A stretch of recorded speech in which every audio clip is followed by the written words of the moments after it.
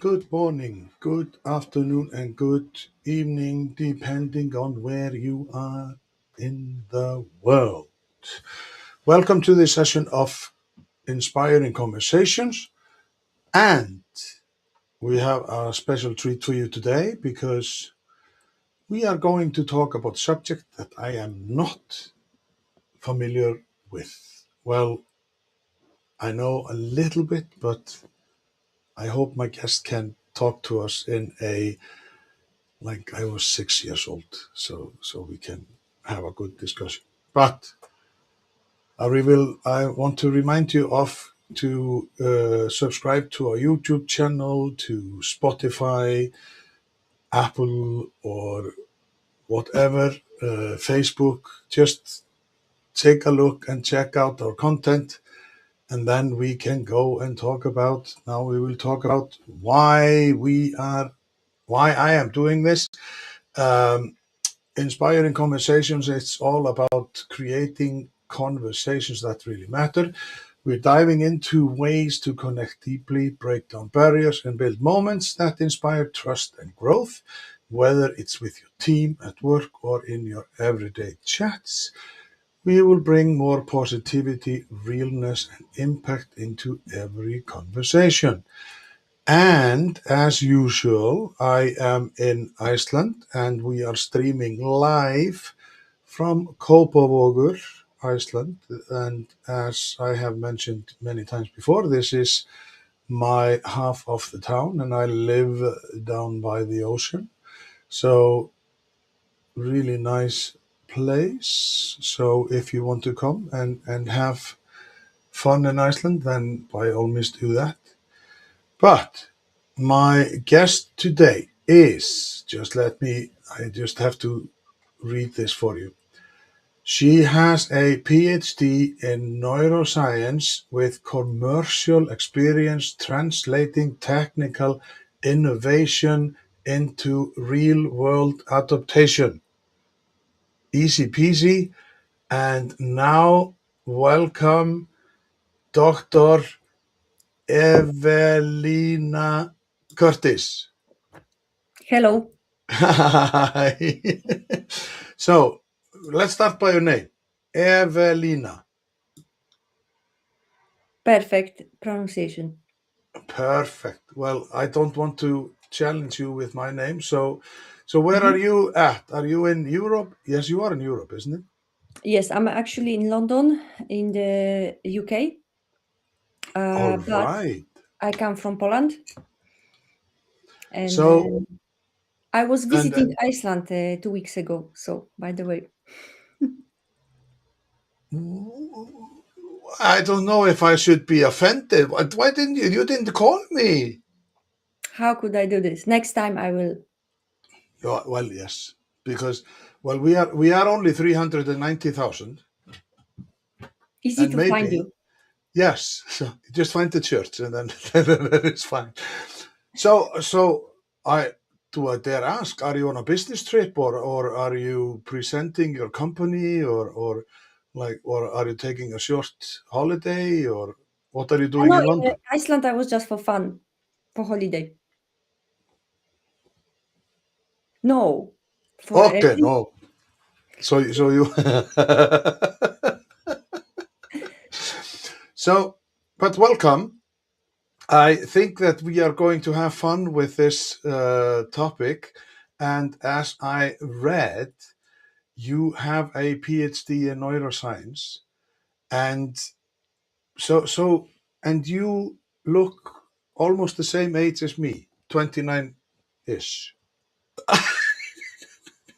But you are very young and you have a PhD in neuroscience. So what led you to neuroscience? Like, what was your path? What was it with the brain that you were just like, ooh, I need to study this?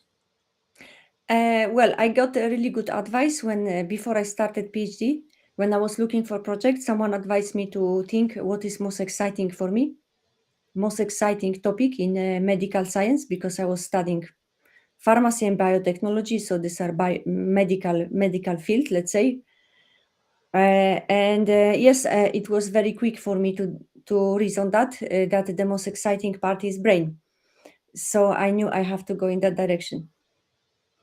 So you have background in like the pharmacy, like making tablets or seeing what does with your, if you take this tablet, Oh then yes, absolutely. That's my primary. That's how I started. Maybe that yeah, was long time yeah. ago, and I changed a lot of things in between. But yes, this is how I started as a pharmacy student. Well, that's claro, isn't it? You just like, you never know. You just take the path. But the Absolutely. brain, the brain, it's a complex thing. And how, like, what was it that did you, okay, I know, I can tell you, okay, you should go to neuroscience, but did you like get to take a brain out of a person and just like cut it and look at all the small things in the brain? No, actually, I always did preclinical research, so I never worked with a human subject, and I always work either with animals or with cell cultures. Okay. Because there are lots of stuff going on in there. Yes, So it's very intriguing. So, and then you decided to go into like you combining the neuroscience and technology so you can figure out how the brain and the technology can work together, or you have to yes, do you have to explain it a little bit, because as fascinating it is still, because it's two fields that are very complicated, isn't it? I don't know. If you enjoy them, it's maybe not that hard. You always approach topics step by step, and of Yeah. course, I always like to say the Rome was not built in one day. Yeah. So whatever you do, it's always you start with the little steps, and Yeah. you are. It's not that you have to master all the field immediately. So I wouldn't say it's so difficult, but with the right approach, and you need to enjoy that. That's But important. Yes. yeah, when did you finish your PhD in neuroscience? Like how long, how far ago, or how long In ago is it? I think in 2015, Oh, 16, so something like that. yeah, so it's 10 or 11 years. And then did you get a job immediately? What do people with PhD in neuroscience, like, where do they get work? No, actually, we have a lot of options. Okay. When I finished my PhD, I didn't know what to do. I was not sure because I thought maybe maybe I should apply to the big company, but I had no clue. So finally, I decided to do postdoc in London. That's why I came to England, where I'm still here because I like it. And yes, I did 2 years postdoc in London at King's College, and and in London I had a lot of opportunities to talk with people. And I always knew that I don't want to stay in academia forever because I wanted to have more options. And I think in the academic world there is only one way to be successful, which is to become a professor. That's my opinion, of course. I don't say everyone thinks that way. Oh, yeah, yeah, yeah. And I think that if you go to industry, there are many ways to be successful. There are many, many ways because there's so many jobs, so many different things you can do. That I wanted to have options. That was my key because I think as a professor it's risky because you become more and more specialized, and at the end you end up with a career where you have very limited places where you can actually work if you want to stick to your topic. So I didn't want this. I wanted always keep my options open. So this is why I always wanted to move to industry. I was also fascinated by exploration because I like to explore. So I also was fascinated just to see what is there, but I had no clue. Like really didn't know where I should work. And by coincidence, I applied to the small company in London, and then I discovered the world of startups, which I didn't know before. And the company where I was working was also founded by a PhD, by mathematics PhD. So I could see like this kind of idea that you can also do entrepreneurship after your PhD. So that was very inspiring experience. And after I set up my own company for consulting, but still always good to be independent. And yes, and I work with startups. After I moved out from my field, let's say from my medical field, I started to work on artificial intelligence, on topics not related to my, let's say, studies. And now actually I'm working on the project, which is kind of a combination of my academic and industry experience, because it's both AI and neuroscience. Because today in the AI field, a lot of people take inspiration from human brain, from neuroscience, because we know that the brain is extremely energy efficient. So and the software, the silicon is not efficient. It uses a lot of energy, and it's a bigger Yeah. and bigger problem now, because models like ChatGPT, they use enormous amount of energy, and it's very expensive. So people try to figure out what to do, what can we learn from brain to make AI efficient. And final Spark approach is very extreme. So we just want to use the same building blocks as the brain. So living neurons, the same as we have in our brains. And we want to use them to build a new generation processor. In a nutshell, that's Easy peasy, like we say. yes. but but how is that work going? Do you see a solution in the nearest future, or where are you at? Like, is this, well, the Henry brothers, they flew after a while, and Edison, he made million attempts before we got the light bulb and Mhm. whatnot. So where do you consider yourself at in this work of finding to combine these two, or to figure out a solution? I think we are very early stage, because biocomputing is early field. And now we build the foundation. It already took many years, but we built the foundation. But biocomputing is still early stage. We were able to store like 1 bit of information, 1 bit in the neurons. So it's really early. So it's still on the discovery phase. But what we have achieved, what is important, is we have built a lab in Switzerland, which is available remotely. So everyone from anywhere in the world can access our lab through internet browser and can run live experiments on living neurons. And everything is built for experiments on biocomputing, but some of our clients or users, they are also doing research in neuroscience. So it doesn't have to be the same objective as we have.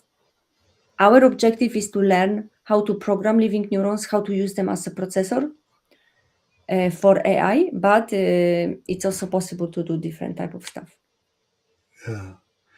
It sounds like that this is what people are thinking about, what happens when AI will take over our Mhm. life. So because our topic was like, what happens when computers start thinking more like humans, Yes. and it's funny. Do you remember the film? Was it Wally, or when computers, they just took over everything, or like it's just weird. But do you think, because you are a neuroscience person, that computers can take over, because that is what people fear somehow? Yes, I think this is a universal problem, and it doesn't matter if the computer will be built from living neurons or from silicon. It doesn't matter. It's just general problem of artificial intelligence, I would say. So So The problem is the alignment. So we actually, this is widely discussed also in the mostly in the context of silicon AI, because silicon AI is much more advanced. Biocomputing is emerging field, so it's definitely too early. I think it doesn't matter how you run AI. If it's silicon or living neurons, you always have this problem that if AI become more intelligent than us, then we have a challenge how to make sure that AI will always be on our side. And I think it's actually the biggest problem, the most important problem with AI long term. So can you see now that you have been doing, okay, you got your PhD in 10 or 11 years ago, Mhm. have you seen any attempts, or what is the path? Is there an agreement that we are going to protect this field so AI would not become more clever than us? Just saying it sounds so silly.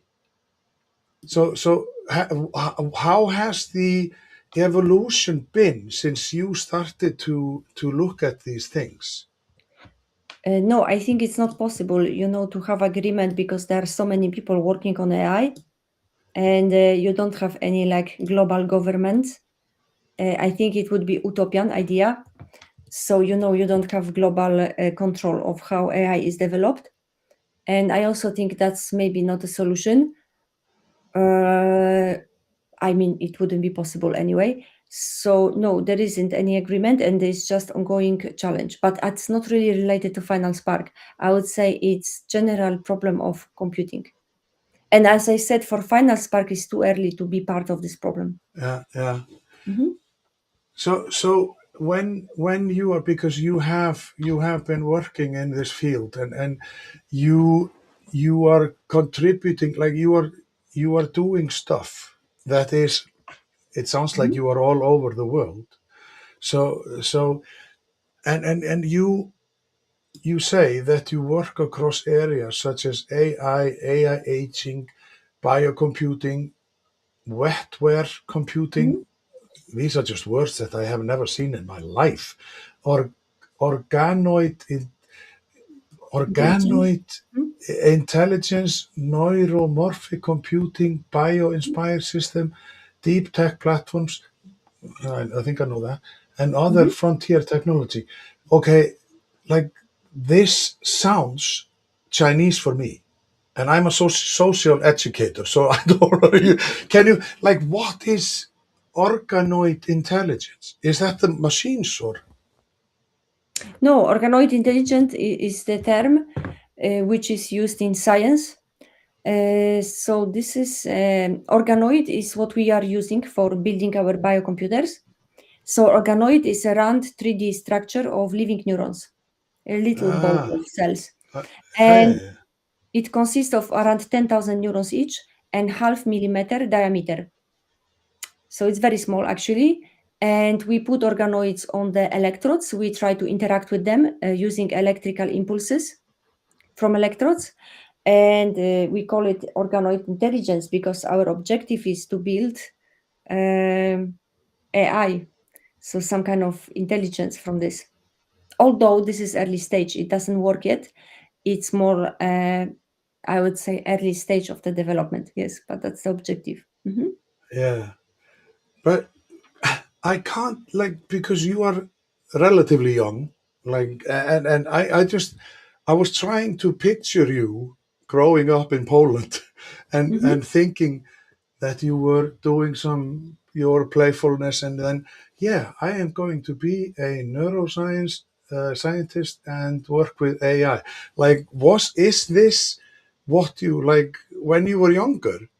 Did you see this in your path, that you would do it? Because I find this is really exciting. No, not really. When I was a child, I wanted to be a scientist, but it was too early for me to think about the details, Yeah, like which kind yeah, of yeah, science. yeah, yeah. So, but are your parents scientists, or No. like? Oh, so you are just like, and but this is fascinating. So, Mhm. and when you, because are there problems? Because you hear about, Mhm. is there gender problems in this? Like because you're a woman or a man, or are everybody just like, let's go and all working together? I think so. At least from my experience, never encountered any problems. Luckily, No, I'm a yeah, lucky person. yeah. Or maybe you are just like a bull. But you work also with your, as I gather, do you? Because you say that you contribute to growth strategy, Mhm. strategic partnership, investors conversation. Are you then also helping companies to take AI so that AI will work for you, work with you, but not against you? In some way, yes.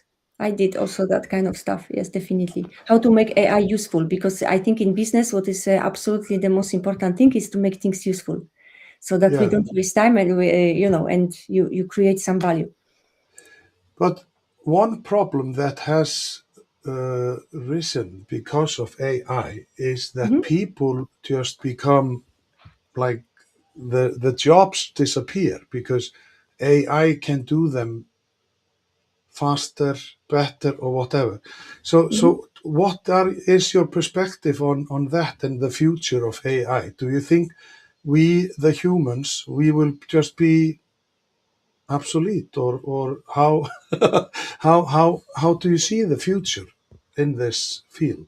I'm optimistic, but of course, nobody can know the future, and it's really speculation. I think for today, at least as for today, it's necessary to learn how to use AI in your job. Uh, I believe this because that's really my view, and maybe not in every, maybe it's not applicable in every job, but at least every job I've seen, which is based at least in front of the computer, let's say, because I don't say about physical jobs because they. This is another discussion about robots, which we don't, it's not relevant for today. But at least every job you do in front of the computer, let's say, can be automated, because if it's done on the computer, that means software can also do this. Um, yes, so I think for today it's crucial to be able to use AI. And for the future, I believe that there will be new jobs, which we don't know yet. It's like with every technology revolution, uh, some jobs disappeared, but new jobs coming. However, that doesn't change the fact that there is always transition phase and it's painful. And we should not forget about this, because of course everything looks better now than 100 years ago. But at some point there were people who were at the transition phase, they lost jobs and they had a difficulty to find the new ones because they maybe did not exist yet. So I think you could expect temporary problems for sure. But I believe that there is always something more which we cannot imagine today. Is normal, because like imagine 100 years ago also people couldn't imagine that we will have internet, or that we will have I don't know, emails, or Google or something. mobile phones or whatever Yes, is. absolutely. So Yeah, I really believe that our ability to imagine future is really limited, and nobody can really imagine this. Yeah, like you can have ideas about future projects, but these are rather isolated projects. But nobody can really imagine how everything will look like in 100 years. It's just too much. It's too complicated, too complex. So I really believe that we are scared because we cannot imagine the solution. But I'm sure there will be a solution. So that means there will be new jobs, new reality for sure.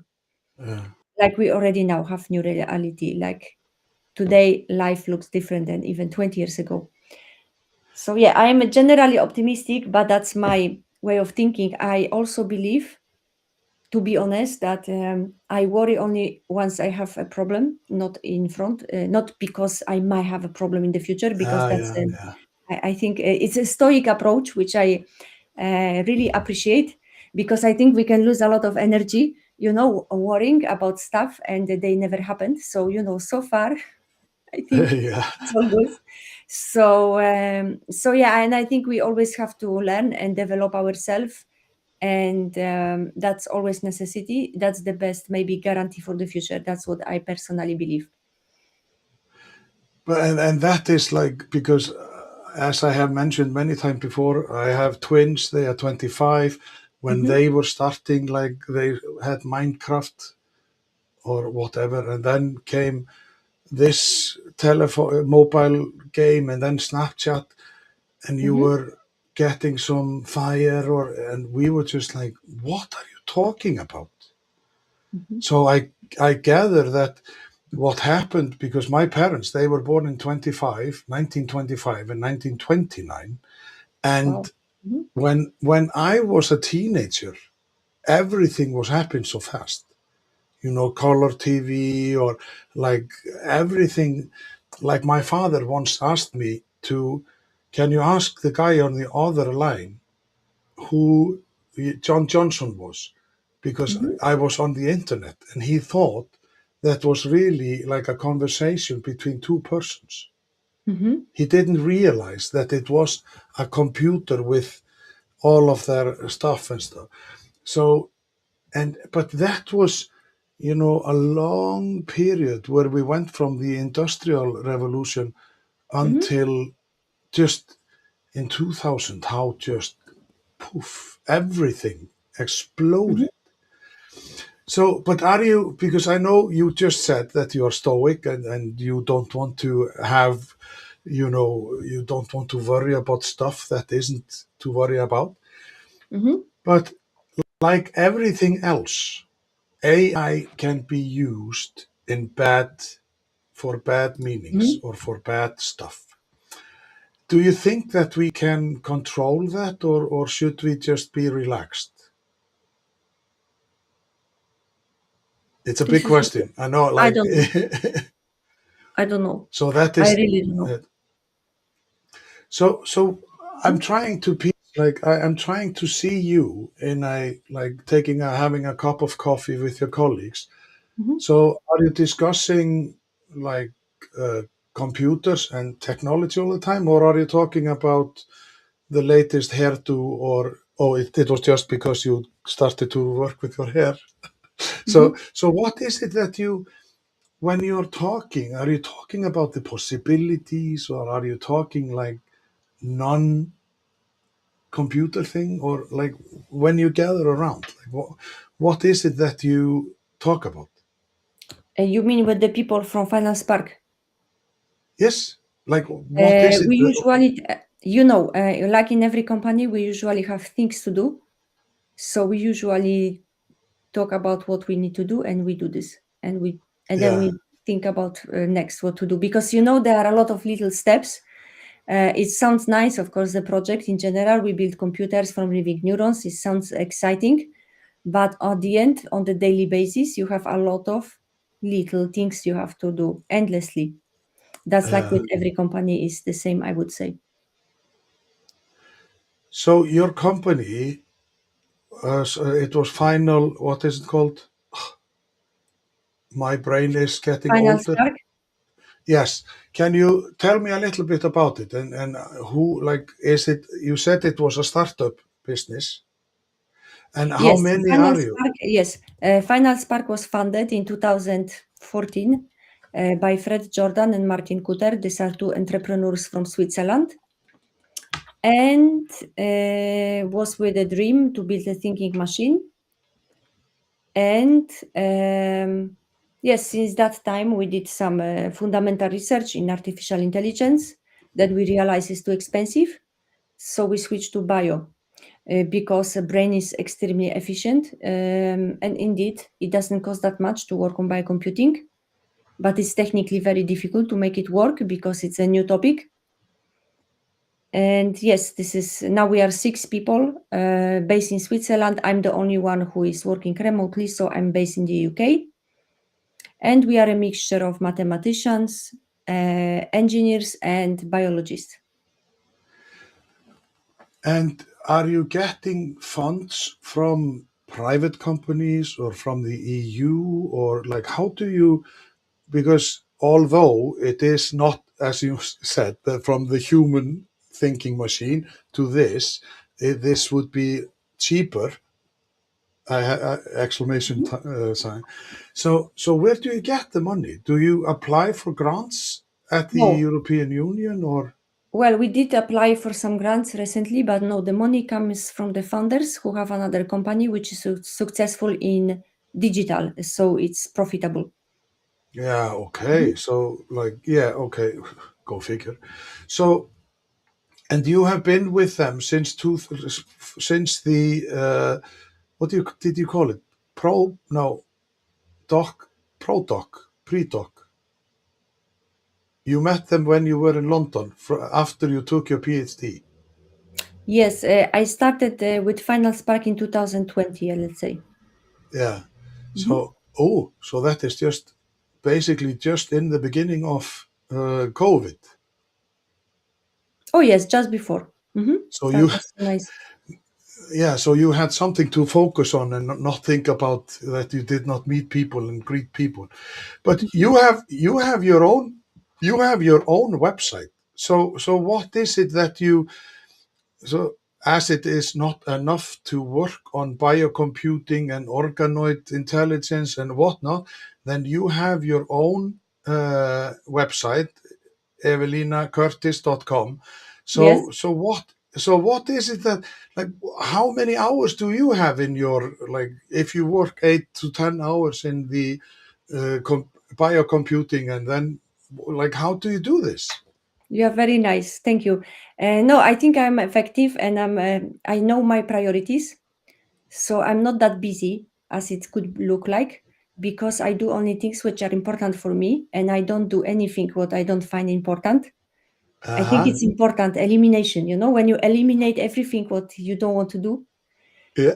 from your life, then you have a lot of free time. So yes, so actually paradoxically I have a lot of free time because I also like to take some time for thinking, for reflection. It's very important. Also, time for rest and other things. So definitely, I'm not this kind of person who is working all the time. I don't think it's productive, but of course, it depends. Depends. Sometimes you have a moment in your life when you work really hard, especially when you are young.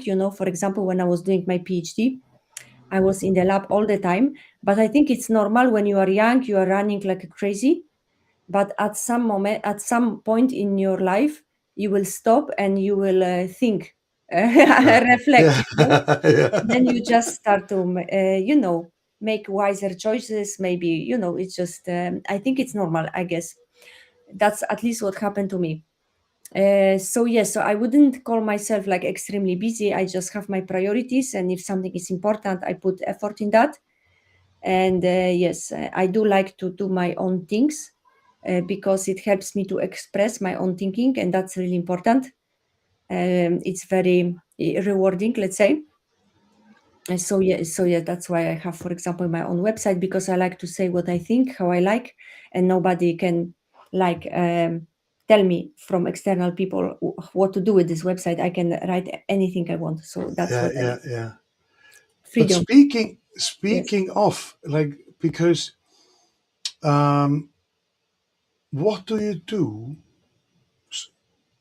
Like, do you listen a lot to music to relax, or are you a heavy metal fan, or like, what do you do to just totally zone out and not think about your website, or like, okay, your thoughts go into the website, but not work? And because sometimes you are so fixated on work, Hmm. because the brain is like, it is like a machine. It never well, it will silence when we die.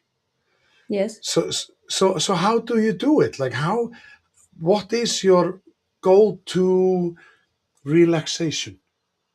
I think I'm generally a relaxed person, so to be honest, I don't really need any methods. But there are a lot of methods to relax. And I Yeah. think also a lot of them are proven by neuroscience, like, for example, breathing techniques, which are easy to Google. So I highly recommend, if someone has I don't know, issues with stress, then I highly recommend to Google that, like breathing, because this is really based on science. And there are a lot of techniques actually, because our body responds to some external factors. So if we are stressed, we there are ways to calm down. But I think in general that if you are stressed, that means you have a problem, and the best solution is to solve this problem, so that you are not stressed anymore. So I personally believe in that whatever troubles you, it's good to solve. And so that's why I don't use so much. I actually don't use relaxation techniques. Yes, but I'm generally calm. So at least I don't know. I think yes, definitely. I consider myself calm. So yeah, so you're not a runner. Like you are not going out for 5Ks or 10Ks, or like you're not that type of person, because No. I find it when you're running, then you're thinking. So, but why is it that, you know, now I have to talk to you as a PhD in neuroscience, like all this anxiety and all this, uh, because back in the days when I was growing up, it was always 24 hours later if something happened, then you read it in the newspaper. Yes. But now it is just like bang, bang, bang, bang. So what is, like, because I don't know if you, because you are so calm and you just show that is what I like talking to you, because you Mhm. are so like you are so grounded. But what do you do with when, because there is so much anxiety nowadays and everything is happening so fast? Is it because we have gotten worse in training our brains or training the young people mind, like to analyze, or because, like, what is it? Do you have you looked at that when you were like thinking about it, or when you were studying neuroscience? No, but actually, on my own time, let's say I read about this. Today we have really new situation which was not present for centuries in humanity. Actually, never before. I think that we have too much information around us, not too little. Because in the past, like 100 years ago, when you had a chance to read newspaper, you better read everything, because that was your chance to learn something about the world. So you had to kind of like absorb everything you could ever find, because many people maybe never had a chance to read newspaper or any book or who or whatever. So there was a lot of restriction to get to the information. But today it's exactly the opposite. So today all the information is available, and the problem is the reverse, that you have too much information. So what you need, I believe, is to filter that, very very a very good filter. Like most of it, you have to filter out and accept the fact that you don't have to know everything. So, for example, I don't read the news, because after some time I realize I cannot change anything anyway, and that it's not productive. But that's my personal choice. Maybe I don't say reading news is always wrong, but at least you should be very careful with choosing your sources, because there's so many newspapers now, and you cannot process everything. That's one thing. Another thing, what is I think a big problem, is social media. I do use social media like Instagram, TikTok, Facebook. I do use them. But what is really important, what I've noticed, is that every time you see something negative, you should mark that you are not interested. I do it always, because social media are designed to keep your attention. And if you are scared or worried, it's very easy to keep your attention. If they show you something troublesome, then you will come back to this, you will think about this, and this leads to a lot of problems, because people then they develop negative thinking a lot. And it's just about the choice of information. It's not that a word is bad, but if I show you only bad news, then of course you will have bad thoughts in your head. So at least for me it works really well, because when I open my Instagram or my TikTok or whatever social media I have, I never see negative news, because anytime I see something negative, I always mark not interested, or block it, or take it out, or even I remember I removed the app at some point when I saw something really, because there's a lot of things, when they try to capture your attention with something outrageous. So yes, I think it's extremely important to filter your information, and always think, if it's productive, because I understand that there are a lot of problems in the world, but I cannot solve them by myself, all of them. Uh, So does it really help that I will be reading about this and thinking all the time and feeling bad? So I think it's important to make a choice where you can make a difference. That it's good to put your energy somewhere where you can make a difference, but it's not good to put your energy somewhere where you can do nothing. So I am really restricting this kind of information where I can do nothing about this. And yeah, that's, I think, is important. Just too much information and filtering. Yes, that's important. and I have to say that shutting off, I can't, like me and my wife, we decided many years ago that, yes, of course, we look at the news outlets or Mhm. the news in Iceland, but sometimes we just forget. And that, like, as a chief happiness officer, I always tell people, stop watching news. My brother, he watched Icelandic news, BBC news, the news on the Norwegian TV, and I was just like, why? It's the same news over and over and over again, and it's all negative. Yes. So I want to say that I agree with you, and we should start a movement. No news, and brilliant idea with the. I didn't even realize that you could Mhm. do that with the social media. Just not interested.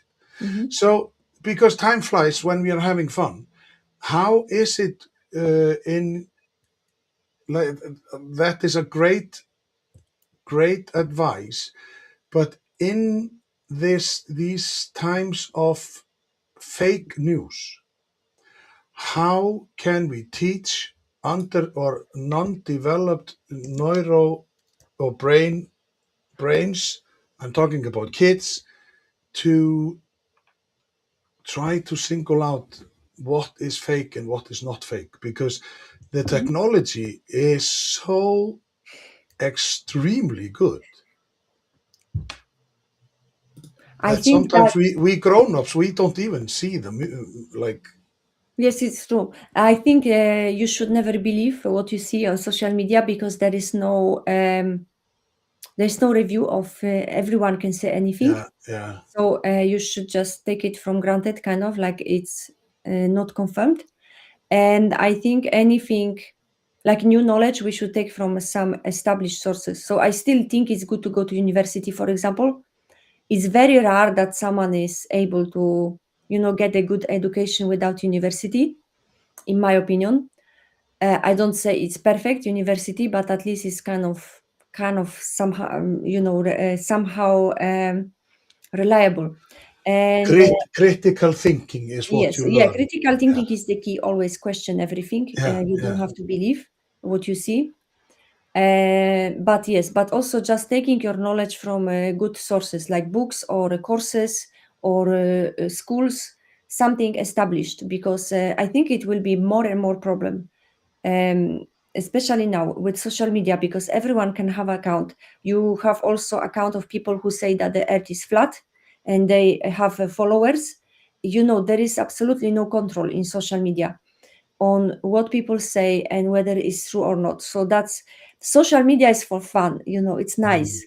And for inspiration, because sometimes you see someone, doing, vacation in Iceland, for example, and you can inspire yourself, oh, that's cool idea to go there. This is the purpose of social media, fun Mm. and inspiration.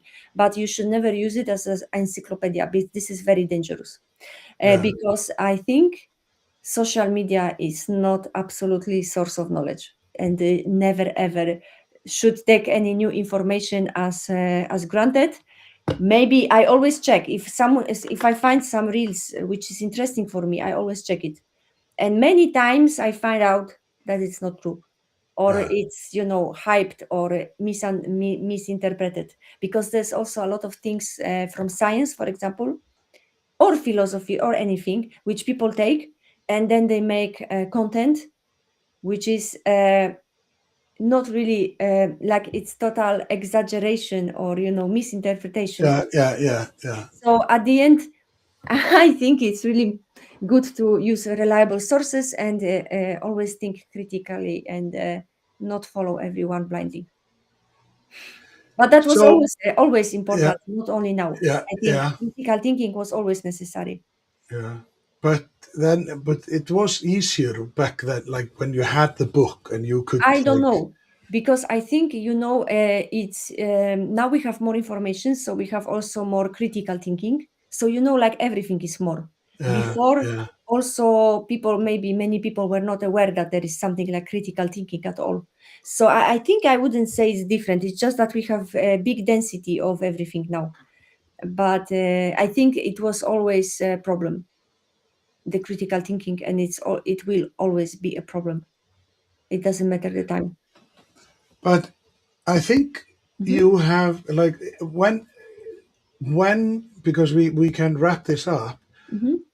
When because I find it you are a fascinating person because it's just fun to because you have the PhD in neuroscience and you have this set of rules that you like. It's fun to listen to you because it sounds so simple. Thank you. Because we may be like sometimes you tend to just overthink it and you're trying not to overthink, but the brain works in mysterious ways. So I know that I asked you. Oh, did I ask you?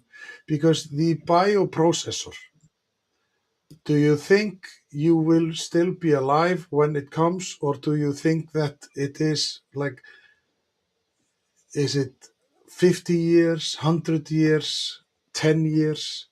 Like, what is the prospect of a bioprocessor? Yes, so yeah, definitely. I hope I will be alive. We estimate that the biocomputer will be ready in 10 years. So, yes, hopefully, we all will be alive still. So, and it has nothing to do with like, I will not have a chip here and then I can go, like, No, no. it is, no, thank you. Our work has nothing to do with interacting with the human brain. No. I, I don't know why I went there, Ewelina. I was just like, what? 10 Many years? people do this, because they see living neurons, so they think, oh, maybe something in the Yeah, brain. yeah, yeah, yeah, yeah, yeah, yeah, yeah. It's very normal. Yes. Yes, thank you. Well, that was my brain working like doink doink. So I have been showing your website, and I think people should go and look up evelinakurtys.com and see how you do your stuff because that is fun. Thank you. And what I thought that you were just on LinkedIn, but now are you active on TikTok or Instagram or something, or like can people connect with you on LinkedIn?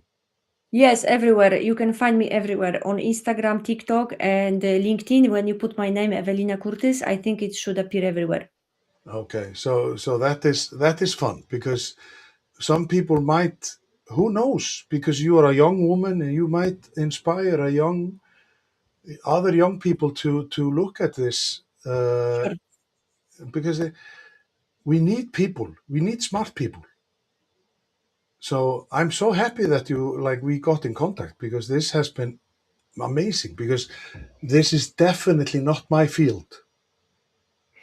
So it's fun to hear how it is and very inspiring. And but before we finish off, I am going to talk next week. It's the 25th of June. I will be talking to Glenn Bostock, who is a Canadian, and he says useful, not just successful. And his story is amazing. And I think that you must have been annoying as kid because you must have been curious as crazy. Mhm. Did you always ask your parents curious? Like, were you very curious when you were a child? Yes, I think so, but I don't remember being annoying. No. Well, I was curious, but then again, I got told that I was really annoying. So, but guess I am now curious and I get to meet great people. So that is fun. So, as always, people be curious, be interested, be inspired, and be audacious. And Evelina, it has been so much fun. And I hope that you enjoyed it as well because Yes, it was a Wow. pleasure. Thank you very much for being on the podcast. Thank you so much. It was a pleasure. Thank you.